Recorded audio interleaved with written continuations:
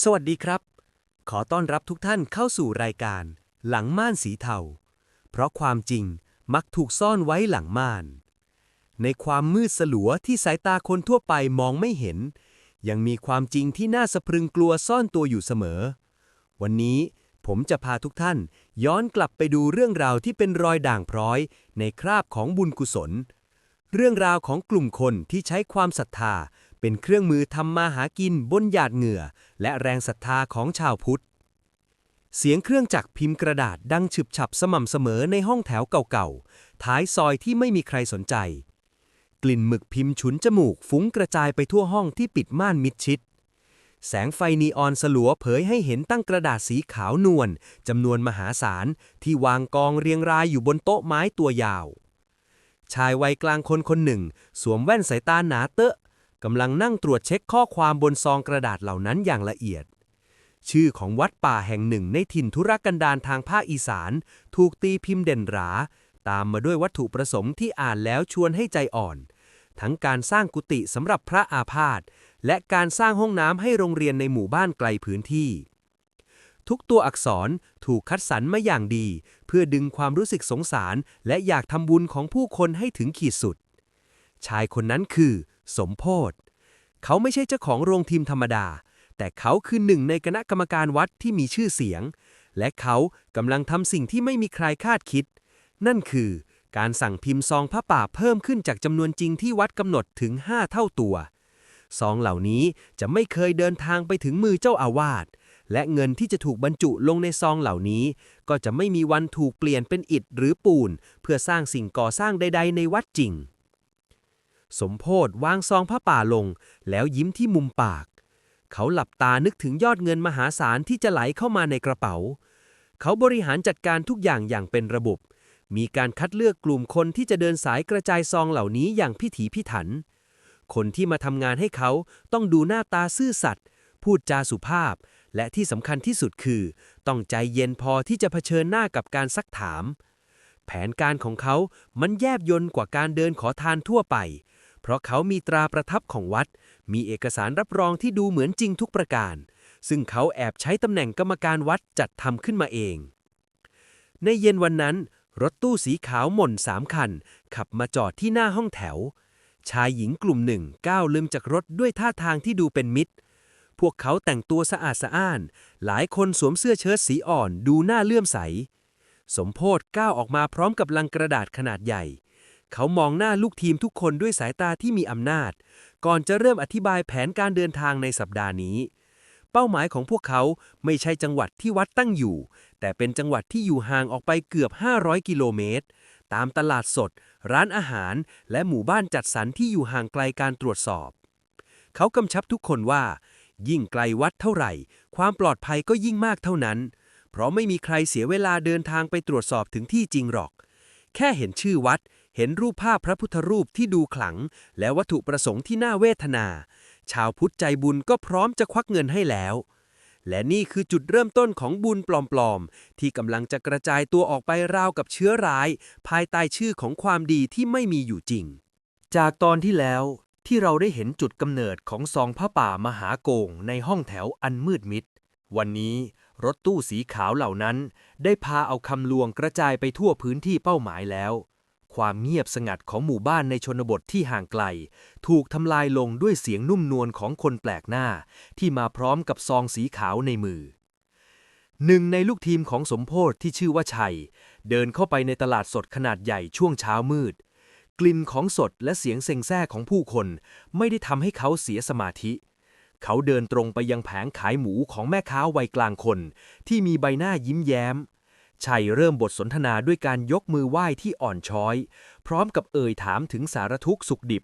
ก่อนจะโยงเข้าเรื่องงานบุญด้วยน้ำเสียงที่เต็มไปด้วยความศรัทธาปลอมๆ เขาเล่าเรื่องราวพระสงฆ์ชราที่ต้องนอนอาพาธอยู่ในกุฏิไม้เก่าๆที่ฝนตกทีไรก็รั่วซึม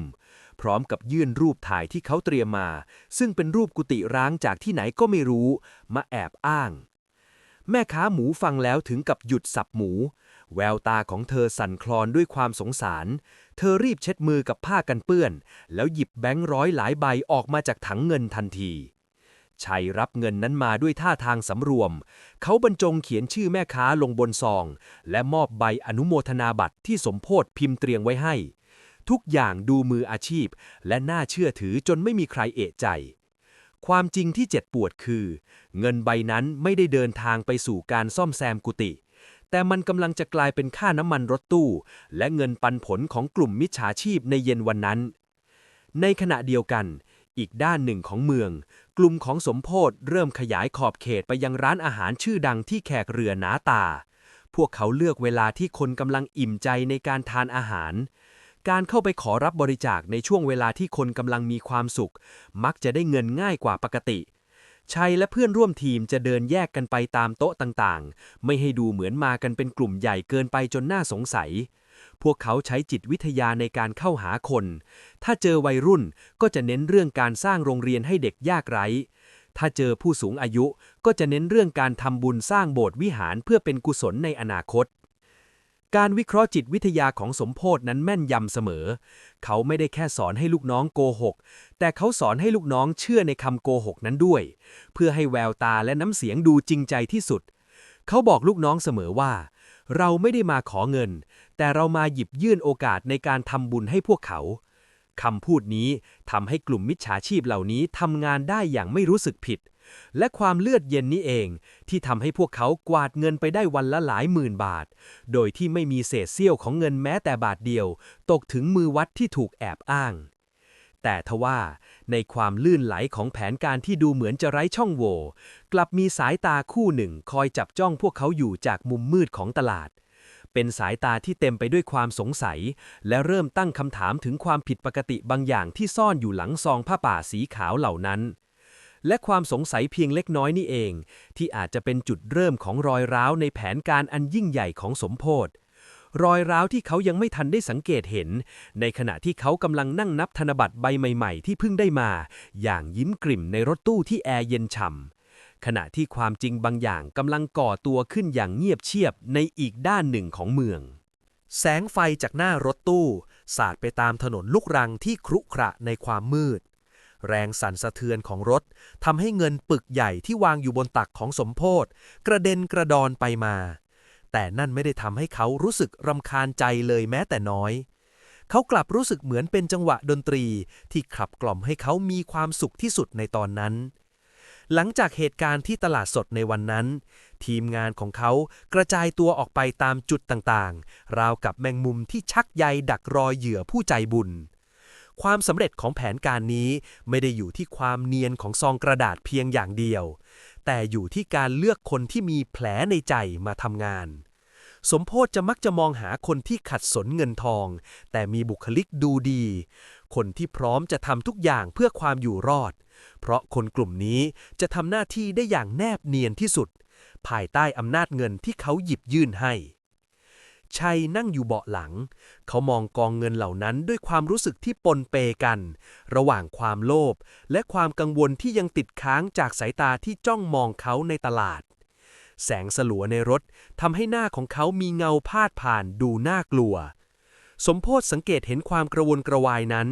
เขาจึงเอ่ยถามด้วยน้ำเสียงเรียบเฉยแต่แฝงไปด้วยอำนาจว่ากำลังคิดอะไรอยู่หรือว่าเริ่มจะมีสำนึกผิดขึ้นมาชัยสะดุ้งเล็กน้อยก่อนจะส่ายหัวรัวๆเขาพยายามอธิบายถึงความรู้สึกที่เหมือนถูกใครบางคนตามดูอยู่สมโภชหัวเราะออกมาเบาๆเสียงหัวเราะนั้นมันดูเยือกเย็นจนคนฟังถึงกับขนลุกเขาบอกกับชัยว่าในโลกนี้ความเชื่อคือสิ่งที่ขายง่ายที่สุดและความกลัวคือเกราะป้องกันที่ดีที่สุดถ้าใครถามเรื่องบัญชีวัดก็แค่บอกว่าเป็นโครงการเร่งด่วนถ้าใครถามเรื่องเจ้าอาวาสก็แค่ยื่นเบอร์โทรศัพท์ที่เป็นเบอร์ของลูกน้องอีกคนให้ไปทุกอย่างมีทางออกเสมอขอแค่เราใจแข็งพอการวิเคราะห์จิตวิทยาของเหยื่อที่สมโภชมักจะใช้สอนลูกน้องคือการสร้างพันธะทางใจเมื่อเหยื่อจ่ายเงินแล้วพวกเขาจะรู้สึกว่าเป็นส่วนหนึ่งของงานบุญนั้นและโดยสัญชาตญาณมนุษย์มักจะไม่ชอบพิสูจน์ว่าตัวเองถูกหลอกเพราะมันหมายถึงการยอมรับว่าตัวเองโง่สมโภชใช้จุดอ่อนนี้เป็นเครื่องมือทำมาหากินมานานหลายปีในขณะที่รถตู้เคลื่อนที่ผ่านหมู่บ้านที่เงียบสงัด เขาไม่ได้มองเห็นแค่บ้านเรือนแต่มองเห็นขุมทรัพย์ที่รอการขุดค้นเขาเริ่มวางแผนการใหญ่ขึ้นนั่นคือการพิมพ์ซองผ้าป่าสามัคคีมหากุศลที่มีรายชื่อกรรมการปลอมๆเป็น100 รายชื่อเพื่อสร้างความน่าเชื่อถือระดับสูงโดยมีเขาเองที่ทำหน้าที่เป็นสะพานระหว่างโลกของผ้าเหลืองและโลกของอาชญากรรมในคืนนั้นเองขณะที่พวกเขากำลังแบ่งเงินกันในบ้านพักลับตาคนโทรศัพท์ของสมโพธิ์ก็ดังขึ้นปลายสายรายงานความคืบหน้าบางอย่างที่ทำให้รอยยิ้มบนใบหน้าของเขาเลือนหายไปมีกลุ่มชายชะกันแปลกหน้าเข้าไปสอบถามที่วัดจริงๆวัดที่พวกเขาแอบอ้างชื่อไปใช้กลุ่มคนพวกนั้นไม่ได้ถามหาเจ้าอาวาสแต่ถามหากรรมการวัดที่ชื่อสมโพธิ์ความตึงเครียดเริ่มแผ่ซ่านเข้ามาในห้องที่เต็มไปด้วยเสียงนับเงินสมโพธิ์วางสายด้วยมือที่สั่นเทาเล็กน้อยเขารู้ดีว่าความลับที่เขาซ่อนไว้หลังม่านผ้าเหลืองกำลังมีรอยฉีกขาดและสิ่งที่กำลังจะตามมาอาจไม่ใช่แค่เรื่องของกฎหมายแต่มันคือแรงอาฆาตจากผู้ที่รู้สึกว่าถูกเหยียบย่ำความศรัทธาซึ่งเขาเองก็ยังไม่แน่ใจว่ามันคือใครกันแน่บรรยากาศภายในรถตู้ที่เคยอบอวลไปด้วยความโลภกลับกลายเป็นความเงียบเชียบที่น่าอึดอัดหลังจากสายลิศกรรมนั้นสมโพธิ์นั่งนิ่งราวกับรูปปั้นสมองของเขากำลังประมวลผลอย่างรวดเร็วเพื่อหาทางหนีทีไล่เขาไม่ใช่คนโง่เขารู้ว่าถ้าเรื่องนี้ไปถึงหูตำรวจจริงๆชื่อเสียงและตำแหน่งกรรมการวัดของเขาก็ไม่สามารถช่วยอะไรได้แต่นี่มันแปลกตรงที่กลุ่มคนเหล่านั้นเลือกที่จะไปถามหาเขาที่วัดโดยตรงแทนที่จะแจ้งความดำเนินคดีมันเหมือนกับว่านี่ไม่ใช่การตามหาความจริงเพื่อความยุติธรรม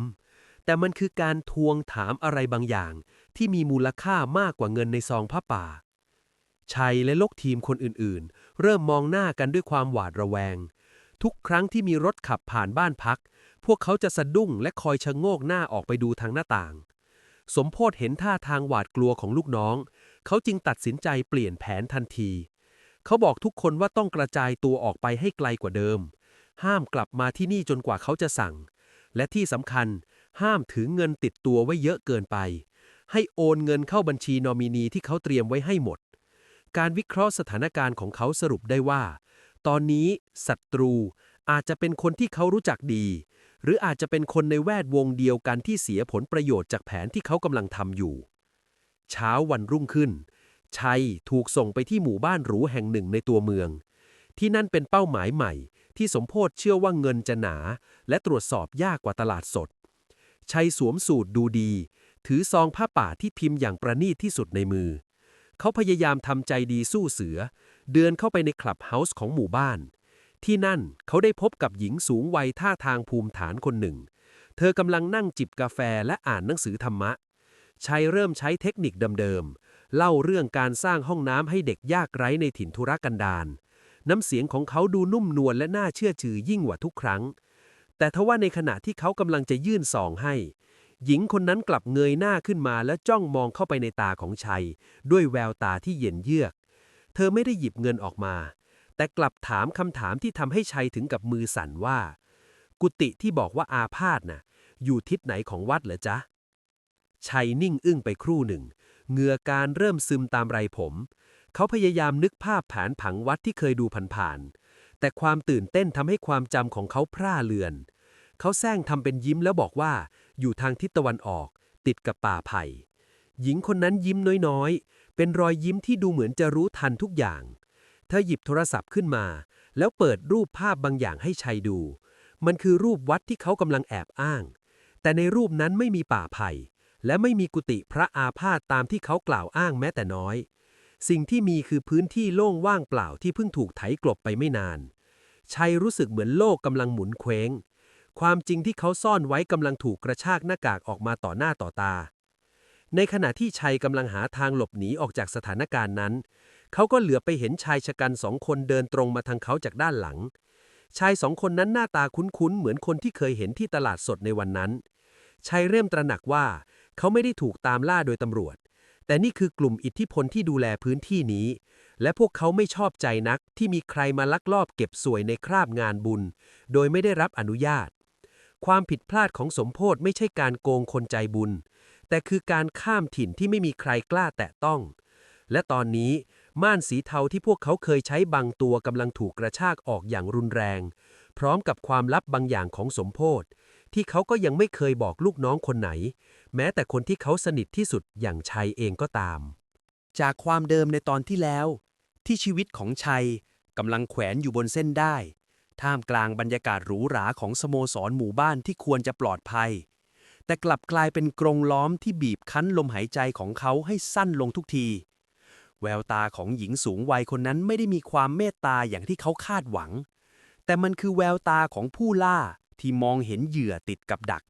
เสียงฝีเท้าของชายชะกัน2 คนที่เดินใกล้เข้ามาทางด้านหลังของเขานั้นหนักแน่นและสม่ำเสมอจนชัยรู้สึกได้ถึงแรงสั่นสะเทือนบนพื้นกระเบื้องราคาแพงหัวใจของเขาเต้นรัวเหมือนกลองที่ถูกรัวกระหน่ำความเงียบในห้องนั้นมันช่างดังกึกก้องจนเขาแทบจะทนไม่ไหว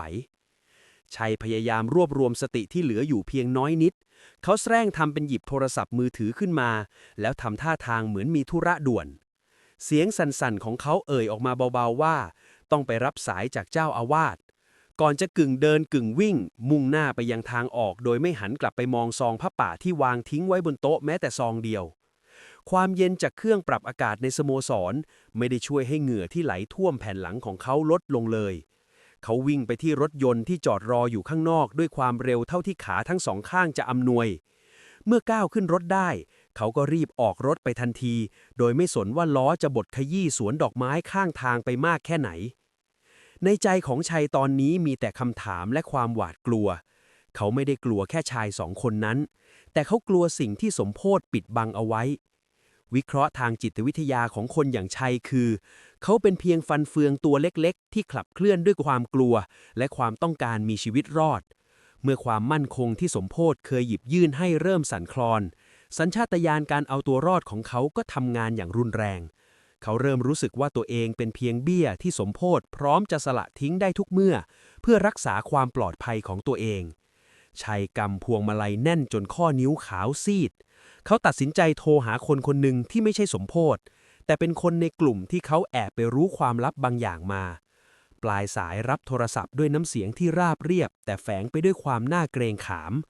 ชัยรีบเล่าเรื่องที่เกิดขึ้นทั้งหมดที่สโมสรหมู่บ้านแต่สิ่งที่เขาได้รับกลับมาไม่ใช่คำปลอบโยนหรือคำแนะนำให้หนีทว่ากลับเป็นคำสั่งให้เขากลับไปหาโพธิ์ที่ห้องแถวพิมพ์งานเดี๋ยวนี้และห้ามแวะที่ไหนเด็ดขาดชัยเริ่มตระหนักว่าตอนนี้เขาไม่ได้กำลังหนีจากศัตรูภายนอกเพียงอย่างเดียวแต่เขากำลังถูกดึงกลับเข้าสู่ใจกลางของพายุที่เขามองไม่เห็นทางออกม่านสีเทาที่เขาเคยร่วมกันสร้างขึ้นเพื่อบังตาคนอื่นตอนนี้มันกำลังเริ่มโอบรัดตัวเขาเองจนแทบหายใจไม่ออกขณะที่รถของชัยมุ่งหน้ากลับไปยังห้องแถวเดิมเขาสังเกตเห็นรถตู้สีดำคันหนึ่งขับตามมาในระยะที่ห่างพอสมควรไม่ว่าเขาจะเปลี่ยนเลนหรือเร่งความเร็วรถคันนั้นก็ยังคงรักษาระยะเดิมไว้เสมอความรู้สึกเหมือนถูกจ้องมองจากเงามืดมันทำให้เขารู้สึกเหมือนนักโทษที่กำลังถูกคุมตัวไปประหารมากกว่าจะเป็นลูกน้องที่กำลังกลับไปหาเจ้านายความจริงที่ซ่อนอยู่หลังม่านนี้เริ่มจะเผยให้เห็นใบหน้าที่แท้จริงของมันทีละนิด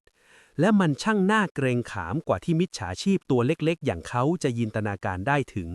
ความกดดันจากพาร์ทที่แล้วยังไม่ทันจางหายเมื่อรถของชัยเลี้ยวเข้ามาในซอยแคบๆที่เป็นที่ตั้งของโรงพิมพ์ลับกลิ่นหมึกพิมพ์ที่เคยชินกลับดูเหมือนกลิ่นของความตายที่ลอยอับอวนอยู่ในอากาศสมโภชนั่งรออยู่ที่โต๊ะตัวเดิม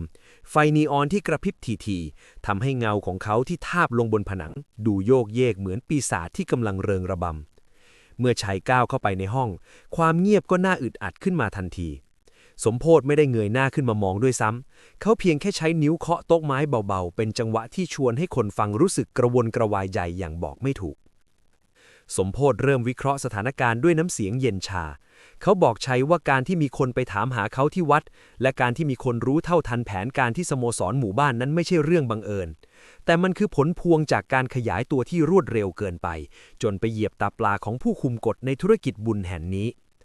เขาอธิบายต่อว่าในโลกเบื้องหลังผ้าเหลืองนี้ไม่ได้มีแค่เขาคนเดียวที่ทำมาหากินแบบนี้แต่มีเครือข่ายใหญ่ที่ครอบคลุมไปถึงเจ้าหน้าที่ระดับสูงและผู้มีอิทธิพลในท้องถิ่น การที่สมโพธแอบพิมพ์ซองเพิ่มโดยไม่แบ่งผลประโยชน์แก่กับส่วนกลางตามที่เคยตกลงไว้คือต้นเหตุของปัญหาทั้งหมดที่เกิดขึ้นแววตาของสมโพธในตอนนี้ดูไม่เหมือนกรรมการวัดที่น่าเลื่อมใสอีกต่อไปแต่มันคือแววตาของอาชญากรที่จนตรอกเขาเปิดลิ้นชักโต๊ะออกมาแล้วหยิบซองผ้าป่าปึกใหญ่อีกปึกหนึ่งออกมาวางแต่นี่ไม่ใช่ซองสำหรับวัดเดิมที่พวกเขาเคยอ้างมันคือซองที่ไม่มีชื่อวัดมีเพียงช่องว่างทิ้งไว้ให้เติมเอาเองสมโพธบอกกับชัยว่านี่คือทางรอดเดียวของเราคือเลิศอ้างชื่อวัดที่ตรวจสอบได้และเปลี่ยนไปอ้างชื่อกองทุนพระสงฆ์ยากไร้สากลซึ่งไม่มีตัวตนอยู่ในสาระบบของสงฆ์แต่นี่คือการท้าทายอำนาจของกลุ่มอิทธิพลเดิมอย่างรุนแรงเพราะมันคือการตั้งตัวเป็นอิสระชัยมองหน้าสมโพธด้วยความสับสนและหวาดกลัวเขาเริ่มเข้าใจแล้วว่าสมโพธไม่ใช่แค่กรรมการวัดที่คอร์รัปชันธรรมดาแต่เขามีความทะเยอทะยานที่บ้าคลั่งกว่านั้นสมโพธเชื่อว่าเขาสามารถควบคุมความเชื่อของผู้คนได้โดยไม่จำเป็นต้องพึ่งพาพุทธจักรแบบเดิมๆเขาต้องการสร้างอาณาจักรความเชื่อที่เขาสามารถเก็บกินผลประโยชน์ได้เพียงคนเดียว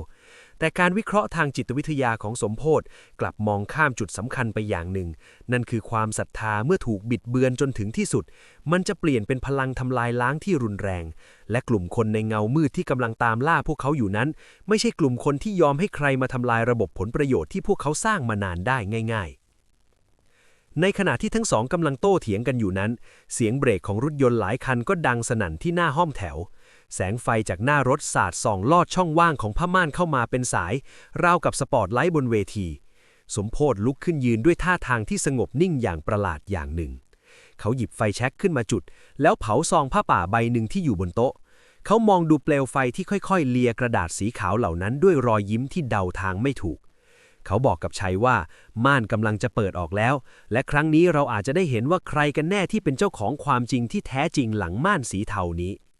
เสียงพังประตูไม้ดังปังใหญ่จนสะเทือนทั้งตึกพร้อมกับเงาร่างของชายหลายคนที่ก้าวเข้ามาโดยที่ไม่มีใครรู้เลยว่าพวกเขามาเพื่อจับกุมหรือมาเพื่อปิดปากคนทั้งสองให้หายไปจากโลกนี้ตลอดกาลกลิ่นเขม่าวควันจากซองผ้าป่าที่สมโพธจุดไฟเผายังคงลอยคลุ้งอยู่ในห้องแถวแคบๆท่ามกลางเสียงโครมครามของการพังประตูที่ดังสนั่นชายชะกันในชุดลำลองแต่ท่าทางดุดัน3 คนก้าวเข้ามาในห้องสายตาของพวกเขาเย็นชาและว่างเปล่าเหมือนคนที่เห็นเรื่องความรุนแรงเป็นเพียงกิจวัตรประจำวันชัยถอยกรูดไปจนหลังชนกำแพงที่เย็นเฉียบความกลัวทำให้เขารู้สึกเหมือนอากาศในห้องถูกสูบออกไปจนหมดแต่ในทางกลับกันสมโพธยังคงนั่นนิ่งแสงไฟจากเปลวเพลิงที่ค่อยๆมอดดับสะท้อนอยู่ในดวงตาของเขาอย่างน่าประหลาดเขาไม่ได้ดูหวาดกลัวแต่กลับดูเหมือนคนที่กำลังรอคอยบทเรียนบทสุดท้ายของชีวิตมาถึงหนึ่งในชายชะกันที่ดูเหมือนจะเป็นหัวหน้าก้าวออกมาข้างหน้าเขาไม่ได้ถืออาวุธแต่รัศมีความอำมหิตที่แผ่ออกมาทำให้ห้องทั้งห้องดูเล็กลงไปถนัดตาเขามองไปที่กองขี้เถ้าบนโต๊ะแล้วแค่นหัวเราะออกมาเบาๆเขาบอกกับสมโพธว่าการเผาหลักฐานกระดาษพวกนี้ไม่ได้ช่วยอะไรเพราะความผิดที่แท้จริงของสมโพธไม่ใช่การปลอมแปลงเอกสารแต่มันคือการลืมที่ต่ำที่สูงและการพยายามจะฮูบส่วนแบ่งที่ควรจะเป็นของระบบใหญ่ไว้คนเดียวการวิเคราะห์จิตวิทยาของอาชญากรระดับนี้มองเห็นได้ชัดเจนว่าพวกเขาไม่ได้สนใจเรื่องศีลธรรมหรือความถูกต้องแต่พวกเขาสนใจเพียงแค่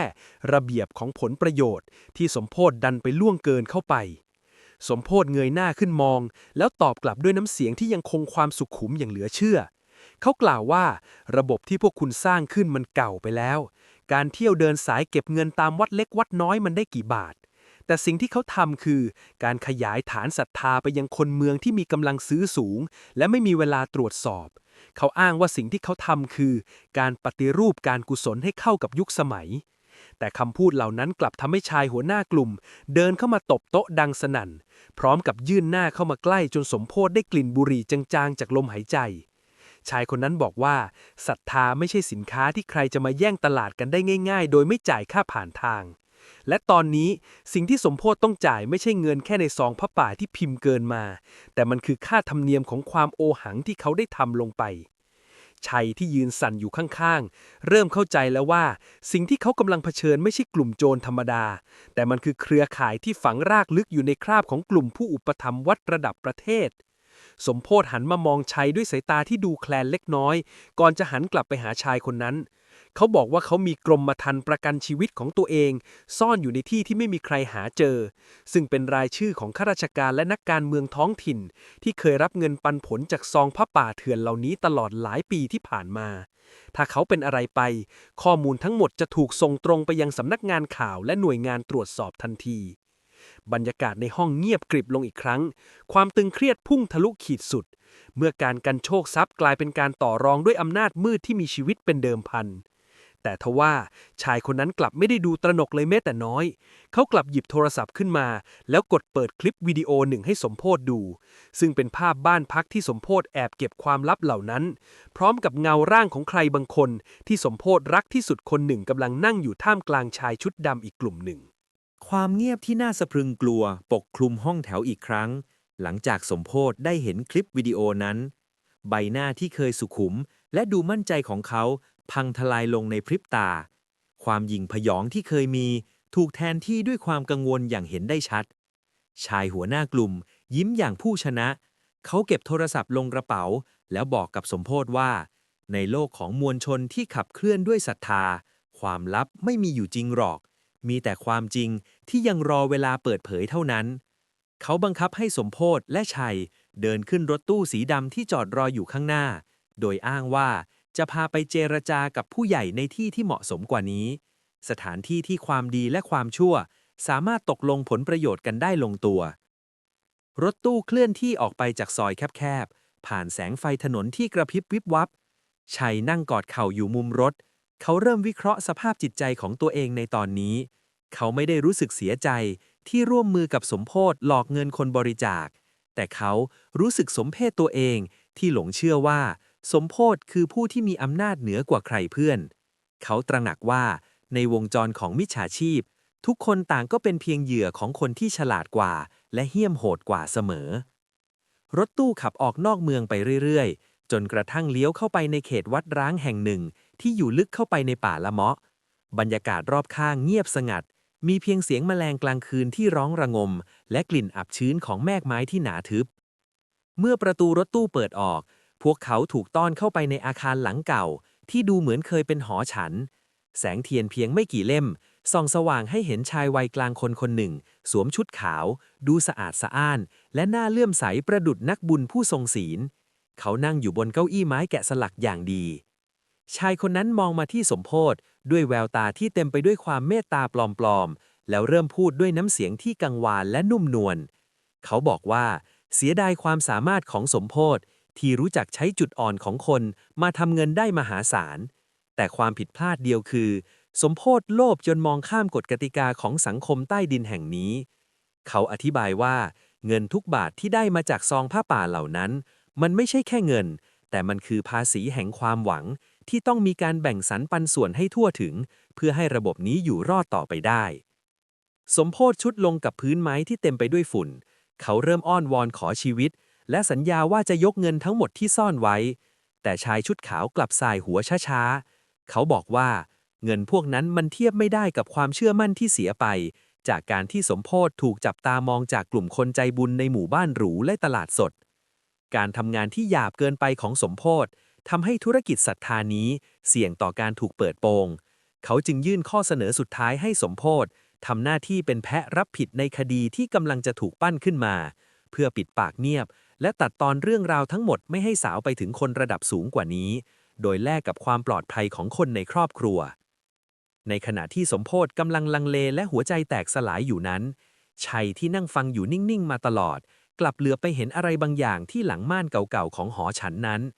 มันคือเครื่องบันทึกเสียงและกล้องวิดีโอที่กำลังทำงานอยู่เขาเริ่มรู้สึกว่าการเจรจาครั้งนี้อาจจะเป็นการจัดฉากอีกช้อนหนึ่งเพื่อสร้างหลักฐานเท็จในการโยนความผิดทั้งหมดให้สมโพธิ์อย่างสมบูรณ์แบบชัยพยายามจะอ้าปากเตือนแต่กลับถูกสายตาที่เย็นเยือกของชายชุดขาวจ้องเขม็งมาเสียก่อนเป็นสายตาที่บอกเขาให้รู้ว่าถ้าเขาพูดอะไรออกมาแม้แต่คำเดียวชีวิตของเขาก็จะจบลงตรงนี้ทันทีความลับที่ซ่อนไว้หลังม่านสีเทาในคืนนี้มันซับซ้อนเกินกว่าที่มิจฉาชีพปลายแถวอย่างพวกเขาจะรับมือได้และสิ่งที่พวกเขาจะได้พบเจอในวันพรุ่งนี้อาจจะเป็นสิ่งที่น่ากลัวยิ่งกว่าความตายเสียอีกความกดดันในหอฉันเก่าของวัดร้างนั้นบีบคั้น จนแทบจะกลายเป็นมวลสารที่มองเห็นได้ด้วยตาเปล่าชัยพยายามกลืนน้ำลายที่เหนียวหนืดลงคอพลางชำเลืองมองม่านเก่าๆที่สั่นไหวอย่างผิดปกติหลังเงาร่างของชายชุดขาวเขาเริ่มวิเคราะห์สถานการณ์ในหัวอย่างบ้าคลั่งนี่ไม่ใช่แค่การต่อรองแต่มันคือการพิพากษาสมโพธที่เคยเป็นเสือเฒ่าผู้เจนจัดในวงการตอนนี้สภาพไม่ต่างจากสุนัขจนตรอกที่กำลังถูกเจ้าของปลดปลอกคอทิ้ง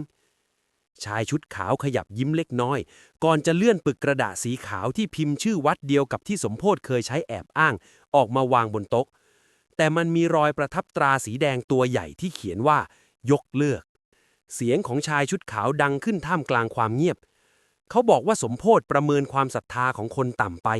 และประเมินความโง่ของตัวเองสูงเกินไปการที่สมโพธแอบสั่งโรงพิมพ์ให้พิมพ์ซองพระป่าเพิ่มขึ้นมาเองนับหมื่นซองเพื่อเอาเงินเข้ากระเป๋าคนเดียวโดยไม่ผ่านระบบส่วยกลางทำให้วัดจริงๆที่สมโพธเป็นกรรมการอยู่นั้นเริ่มถูกตรวจสอบจากสำนักพุทธศาสนาเพราะมียอดเงินบริจาคไหลเข้าอย่างผิดปกติในพื้นที่ไกลพื้นที่พวกเขาไปเดินสายไว้แต่เมื่อเจ้าหน้าที่ลงพื้นที่ไปตรวจสอบกลับไม่พบสิ่งก่อสร้างใดๆตามที่อ้างในซองพระป่าแม้แต่อิฐก้อนเดียวสิ่งที่สมโพธทำลงไปมันคือการดึงแสงสว่างมาส่องกระทบที่ใบหน้าของทุกคนในเครือข่ายมืดนี้สมโพธละล่ำละลักอธิบายว่าเขาทำไปเพื่อความมั่นคงของกลุ่มแต่ชายชุดขาวกลับหัวเราะก้องหอฉันเสียงหัวเราะนั้นฟังดูว่างเปล่าและน่าสยดสยองเขาบอกว่าความมั่นคงที่สมโพธอ้างมันคือความโลภส่วนตัวต่างหากตอนนี้ชื่อของสมโพธถูกส่งไปยังกรมสอบสวนคดีพิเศษเรียบร้อยแล้วในฐานะตัวการใหญ่เพียงคนเดียวที่ปลอมแปลงเอกสารและยักยอกเงินวัดโดยมีหลักฐานคือซองพระป่าและใบอนุโมทนาบัตรปลอมที่สมโพธเก็บไว้ในบ้านพักลับนั่นเองชัยเริ่มเข้าใจทันทีว่าคลิปวิดีโอที่สมโพธเห็นก่อนหน้านี้ไม่ใช่แค่การข่มขู่ครอบครัวแต่คือการเข้าไปจัดวางหลักฐานทั้งหมดเพื่อโยนบาปให้สมโพธเป็นผู้รับผิดชอบเพียงผู้เดียวในวินาทีนั้นเองเสียงไซเรนรถตำรวจที่ดังก้องมาจากระยะไกลทำให้ทุกคนในห้องชะงักชัยเห็นโอกาสสุดท้ายเขาตัดสินใจพุ่งตัวออกไปทางหน้าต่างไม้ที่ผุพังแรงกระแทกทำให้เขารู้สึกเจ็บแปลบที่หัวไหล่แต่เขาไม่สนเขาออกวิ่งไปในป่าละเมาะท่ามกลางความมืดมิดเสียงปืนดังขึ้น1 นัดตามหลังมาแต่เขาไม่หันกลับไปมองเขาได้ยินเสียงสมโพธร้องตะโกนด้วยความสิ้นหวังก่อนจะเงียบหายไปชัยวิ่งไปเรื่อยๆจนกระทั่งถึงถนนใหญ่เขามองกลับไปที่วัดร้างที่ตอนนี้ถูกแสงไฟวับวาของรถตำรวจล้อมรอบไว้หมดแล้วเขาคิดว่าเขาอดทนรอดมาได้แต่สิ่งที่เขาเห็นในมือตัวเองขณะที่ก้มมองกลับทำให้เขาเย็นวาบไปทั้งตัวมันคือซองพระป่าสีขาวใบหนึ่งที่เขาหยิบติดมือมาโดยไม่รู้ตัวและบนซองนั้นมีชื่อของเขาเป็นประธานกรรมการดำเนินงานที่สมโพธแอบพิมพ์ไว้เพื่อใช้เป็นเครื่องมือประกันตัวสุดท้ายหากเกิดเรื่องขึ้นจริงเสียงฝีเท้าของชัยที่ย่ำไปบนยางมะตอยร้อนระอุในเช้าวันรุ่งขึ้นดูช่างไร้น้ำหนักและไร้จุดหมายเขาแฝงตัวอยู่ท่ามกลางฝูงชนในสถานีขนส่งพลางมองข่าวในหน้าจอโทรทัศน์ที่กำลังรายงานถึงการทลายแก๊งมิจฉาชีพในคราบนักบุญครั้งใหญ่ภาพของสมโพธที่ถูกใส่กุญแจมือใบหน้าหมองคล้ำไร้สง่าราศีของกรรมการวัดผู้ทรงอิทธิพลปรากฏเด่นหราข่าวระบุว่ามีการตรวจค้นพบเงินสดนับล้านบาทซ่อนอยู่ในกุฏิและบ้านพักของสมโพธพร้อมกับซองผ้าป่าเปล่าที่ยังไม่ได้บรรจุเงินอีกนับแสนซองเงินเหล่านั้นคือหยาดเหงื่อของชาวบ้านตามตลาดสดค่าน้ำมันรถของแท็กซี่ที่เจียดมาทำบุญและเงินเก็บก้อนสุดท้ายของคนชราที่หวังจะได้สร้างห้องน้ำให้เด็กนักเรียนในถิ่นทุรกันดารนี่คือกระจกสะท้อนกรรมที่ชัดเจนที่สุดสิ่งที่สมโพธและชัยทำลงไปไม่ได้เพียงแต่ปล้นเงินจากกระเป๋าคนอื่นแต่มันคือการปล้นความหวังและความดีงามออกไปจากสังคมการวิเคราะห์จิตวิทยาของอาชญากรประเภทนี้มักจะจบลงด้วยการหลอกตัวเองว่าใครๆก็ทำกันแต่ในท้ายที่สุดความจริงที่ถูกซ่อนไว้หลังม่านก็มักจะย้อนกลับมาทิ่มแทงตัวเองเสมอเงินมหาศาลที่สมโพธเคยมีตอนนี้กลายเป็นเพียงหลักฐานที่ใช้มัดตัวเขาให้ติดคุกไปอีกนานหลาย10 ปีส่วนครอบครัวที่เขาอ้างว่ารักนักหนาก็ต้องใช้ชีวิตอยู่อย่างหลบซ่อนท่ามกลางเสียงสาปแช่งของผู้คนที่รู้ความจริงสำหรับใครที่กำลังฟังเรื่องราวนี้อยู่ทางรอดเดียวที่จะไม่ตกเป็นเหยื่อของขบวนการผ้าเหลืองสีเทาคือการมีสติและตรวจสอบให้ถึงต้นต่อ อย่าตัดสินความน่าเชื่อถือเพียงแค่ซองกระดาษที่พิมพ์มาสวยงาม หรือภาพถ่ายที่น่าเวทนา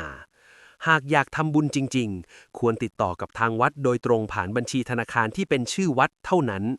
หรือเดินทางไปดูพื้นที่จริงหากทำได้ การทำบุญที่แท้จริงต้องเริ่มจากปัญญา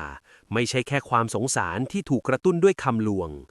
มิจฉาชีพเหล่านี้มักจะเลือกใช้พื้นที่ห่างไกลจากวัดเพื่อป้องกันการตรวจสอบ ดังนั้นยิ่งอยู่ไกลวัดเท่าไหร่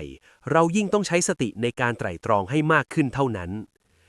ชายยุนมองภาพข่าวเป็นครั้งสุดท้ายก่อนจะขยำซองผ้าป่าในมือทิ้งลงถังขยะ เขาเปลี่ยนชื่อ เปลี่ยนที่อยู่และหนีไปเรื่อยๆ แต่เขารู้ดีว่าไม่มีวันหนีเงาของตัวเองพ้น ทุกครั้งที่เห็นคนถือซองสีขาวเดินเข้ามาหา เขาจะรู้สึกสั่นสะท้านไปถึงขั้วหัวใจ เพราะเขารู้ดีว่าหลังม่านสีขาวที่ดูบริสุทธิ์นั้น อาจมีความดาร์กดำที่รอคอยการเปิดเผยอยู่เสมอ และนี่คือบทสรุปของเรื่องราวทั้งหมดที่เรานำมาตีแผ่ให้เห็นว่า